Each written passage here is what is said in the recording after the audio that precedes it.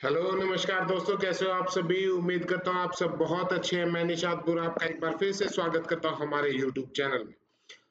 दोस्तों, आज के इस वीडियो के दौरान हम जानेंगे कि कौन-सी मतलब जब हमें निवेश करना है, किसी भी एरिया में जब हम निवेश करते हैं तो हमें किन बातों का ध्यान रखना चाहिए और कहाँ पर कितनी तेज़ी आई, जो पीछे का अगर हम 2-3 3-4 साल की बात अगर हम करेंगे तो उसको भी हम केस स्टडी करेंगे और जानेंगे कि इस एरिया में कितना फ्यूचर है। आप सब इसको थोड़ा-सा ध्यानपूर्वक इस वीडियो को देखिएगा और समझने की कोशिश कीजिएगा।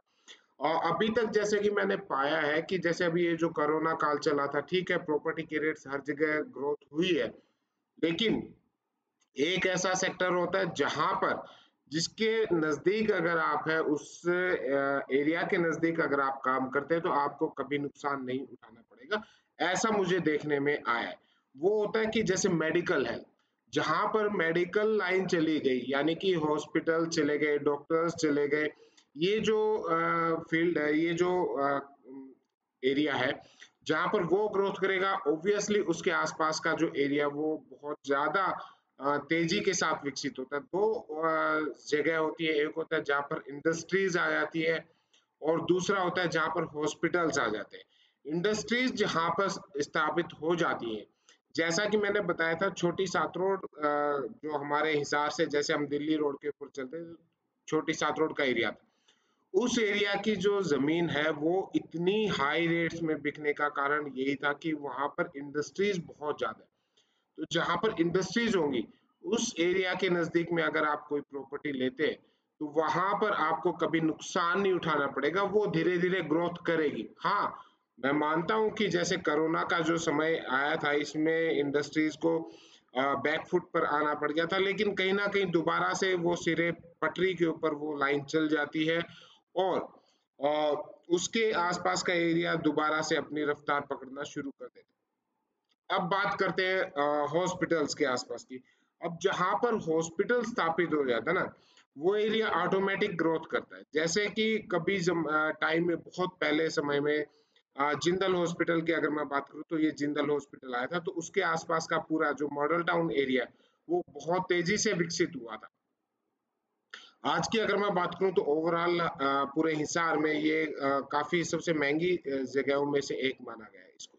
सेक्टर 14 की अगर मैं बात करूँ तो वहाँ पर क्या था, सामान्य हॉस्पिटल सामने था।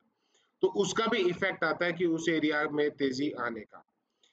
ठीक है? और आज की अगर हम बात करें तो एक सेक्टर 14 की भी मैं बात करूँ तो वहाँ पर एक बहुत बड़े स्तर का हॉस्पिटल आ रहा है, जिससे आस-पास के एरिया में इतनी तेज़ी आ गई है कि यानी कि 1 लाख रेज़िडेंशियल की अगर मैं बात करूँ तो वहाँ 1,20,000 रुपए तक के रेट जा चुके हैं। चलिए अब बात करते हैं तोसाम रोड की। तोसाम रोड मेरा बड़ा इसके ऊपर अभी मेरा पूरा फ़ोकस है तोसाम रोड के ऊपर। और जैसा कि यहाँ पर अभी पिछले 3-4 साल के अंदर जो ग्रोथ देखने को आई, वो खुद आप देखिएगा। और ये जो तोसाम रोड का आप सीन देख रहे हो, ये है आधार हॉस्पिटल के आस-पास का एरिया। अब यहाँ पर क्या हुआ कि रेट्स कई गुना तक बढ़ चुके हैं और आने वाले समय में और भी तेजी यहाँ पर रह सकती है। ये मेरा अपना विचार है, मेरे अपने थॉट्स है। अभी तक ये एक हॉस्पिटल था, हो सकता है आगे आने वाले समय में और भी यहाँ पर हॉस्पिटल्स ग्रोथ कर जाए। तो अगर वो सब चीजें चढ़ती, ये सामने जो आप देख रहे हैं ये टलिप है जो अपना बैंकेट हॉल हो गया। तो बैंकेट हॉल्स और मेडिकल, ये 2 चीज़ें हैं, ठीक है? बैंकेट हॉल का आस-पास इतना ज़्यादा वो नहीं होता, लेकिन मेडिकल जहाँ पर है, हॉस्पिटल जहाँ पर है, तो वहाँ पर ऑटोमैटिकली ग्रोथ होती है। वहाँ पर पेशेंट्स भी आते हैं, देन उसके बाद जो एक हॉस्पिटल के अंदर वर्कर रहेंगे, उनको भी रहने के लिए जगह चाहिए। देन उसके बाद में वहाँ पर एम्बुलेंस हो गया, पार्किंग हो गया, बहुत सारे काम, वहाँ के लोगों का रोज़गार बढ़ता है। जैसा कि मैं हमेशा हमारे वीडियोज़ में मैं बताता हूँ कि मेदांता हॉस्पिटल का मैंने जाके सीन देखा, तो वहाँ का जो आस-पास का एरिया वो बहुत महँगा हो गया एक हॉस्पिटल की वज़ह से। तो अगर ऐसे, और जहाँ तक मेरी संभावना है, हिसार के अंदर एक अच्छा मेडिकल हब बनने की पूरा जो उसका वातावरण है, वो उसके अनुकूल परिस्थितियों के अनुकूल है। तो ये सारी चीजें मैटर करती हैं किसी एरिया को ग्रोथ करने में। अब यहाँ पर एक ये पीछे इंपीरियल कॉलेज जो आप देख रहे हो, ये इंपीरियल कॉलेज आ गया, और एक साइड में आपको हॉस्पिटल की ग्रोथ देखने को मिलेगी। तो ये सारी चीजें जब आती है किसी भी एरिया में, अब ये जो आप सीन देख रहे हो ये वाला, ये आधार हॉस्पिटल हो गया, और ये उसके बैक साइड में अभी कंस्ट्रक्शन चल रही है। तो इस एरिया को इस वजह से आमने सामने का एरिया, यानी कि सामने का एरिया होगा, उसका बैक का एरिया हो गया, तो वो काफी अच्छी वहां पर ग्रोथ करता है। बड़े लैंड्स पे आप इन्वेस्ट करने की कोशिश करें, जहां पर रजिस्ट्री हो, जहां पर सीएलयू मिले, जहां पर आपको मैं कभी नहीं कहता हूं कि आप अनऑथराइज जगह पे आप निवेश करें, बल्कि कोशिश करें कि आप अप्रूव्ड जगह, जहां पर सरकार परमिशन दे रही है, जहां पर सरकार के नॉर्म्स कंप्लीट हो रहे हैं, वहां पर आप जमीन को परचेज करने की कोशिश करें हमेशा। क्योंकि एक लीगल तरीके से जब आप काम करेंगे तो एक आप लंबे समय तक चैन की नींद सो पाएंगे। जबकि और उसके लिए क्या है कि यहाँ पर आपको जैसे साउथ बाईपास पे 1200 गज के, 1500 गज के, देन उसके ऊपर की जो जमीन है वो आपको अवेलेबल हो जाएंगी, जहां पर आपको एनओसी भी मिलेगा, जहां पर आपको आपका नक्शा भी पास हो जाएगा, जहां पर आपकी सीएलयू भी हो जाएगी। तो ऐसी लोकेशंस पे आप निवेश करते हैं तो आपको कभी भी मतलब कोई टेंशन फ्री एक जिंदगी अगर आप जियोगे तो बड़ा अच्छा रहेगा।